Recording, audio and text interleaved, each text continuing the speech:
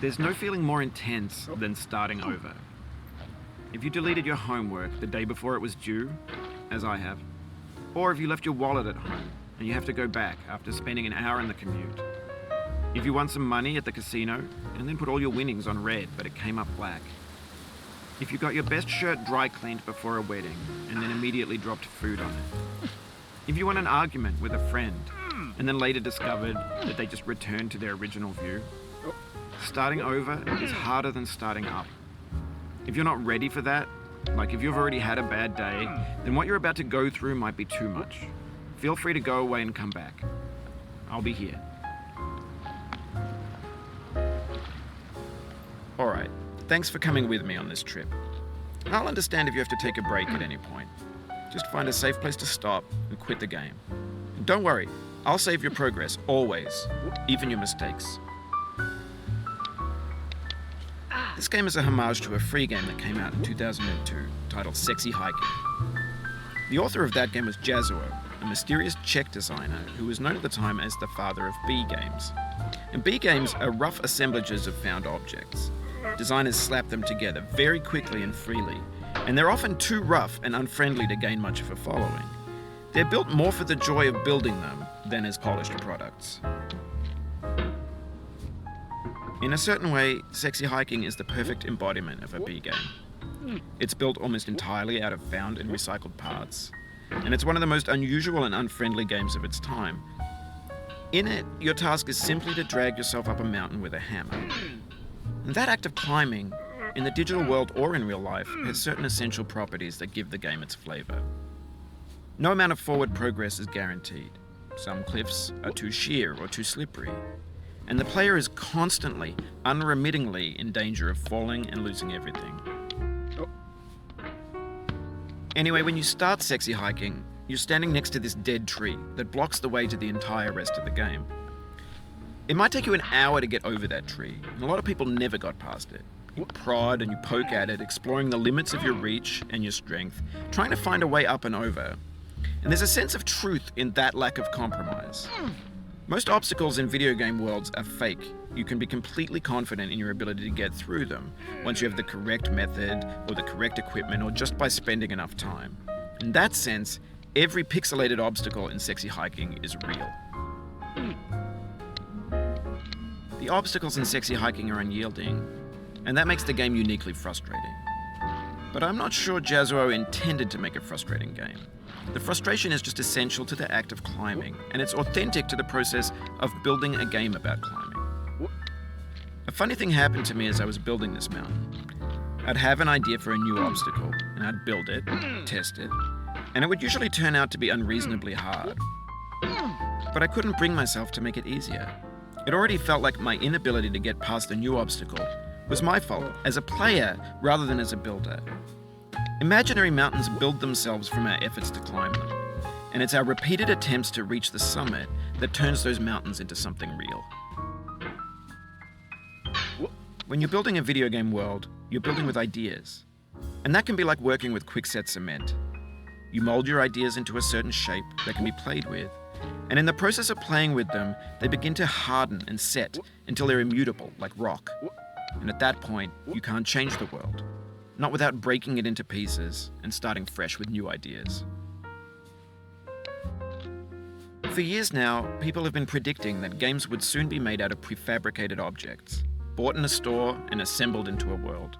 And for the most part, that hasn't happened, because the objects in the stores are trash. I don't mean they look bad or that they're badly made, although a lot of them are. I mean they're trash in the way that food becomes trash as soon as you put it in the sink. Things are made to be consumed and used in a certain context, and once the moment is gone, they transform into garbage. In the context of technology, those moments pass by in seconds. Over time, we've poured more and more refuse into this vast digital landfill that we call the internet.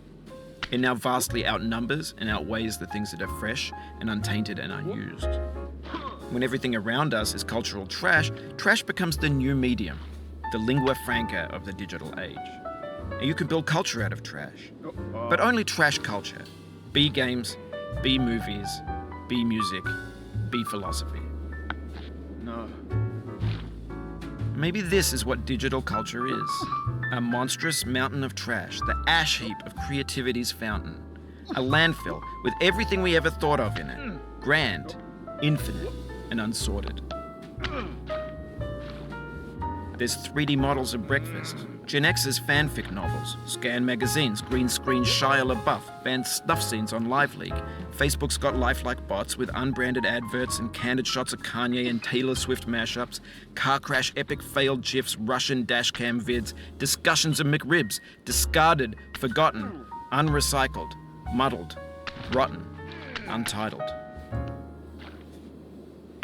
Everything's fresh for about 6 seconds, until some newer thing beckons, and we hit refresh. And there's years of persevering, disappearing into the pile, out of style, out of sight.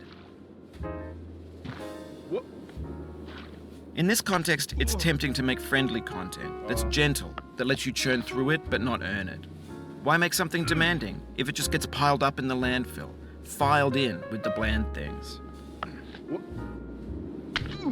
When games were new, they wanted a lot from you. Daunting you, taunting you, resetting and delaying you. Players played stoically. Now everyone's turned off by that. They want to burn through it quickly. A quick fix for the fickle, some tricks for the clicks of the feckless. But that's not you, you're an acrobat. You could swallow a baseball bat. Now I know, most likely you're watching this on YouTube or Twitch, while some dude with 10 million views does it for you. Like a baby bird being fed chewed up food. That's culture too.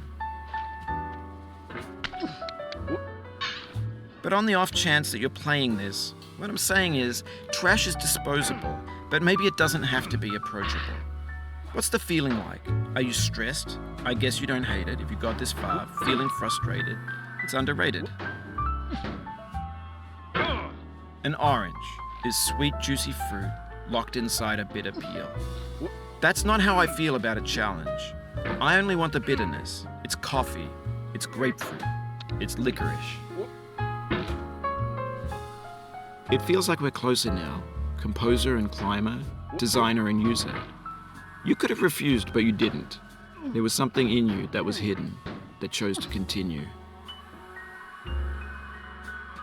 It means a lot to me that you've come this far, endured this much. Every wisecrack, every insensitivity, every setback you've forgiven me is a kingly gift that you've given me. We have the same taste, you and I.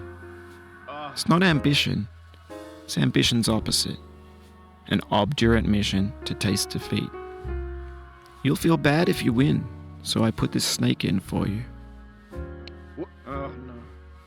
Have you thought about who you are in this? Are you the man in the pot, Diogenes? Are you his hand? Are you the top of his hammer? I think not.